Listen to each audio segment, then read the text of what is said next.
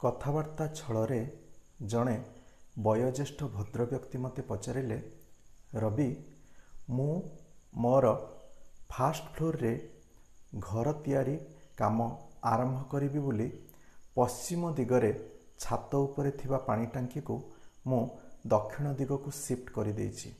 एहा कौन मो उपरे किछि खराब प्रभाव पकेइबो? मु पचारिली अच्छा एई पानी टांकी आपण प्राय केते दिन तळु शिफ्ट कलेनी? से कहिले प्राय 15 दिन हबो।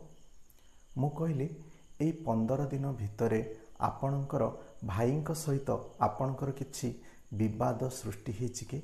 से कहले हाँ, गाँर जमीबाड़ी पार्टीशन को नहीं मो भाईंक सहित किछि विवाद सृष्टि हेछि।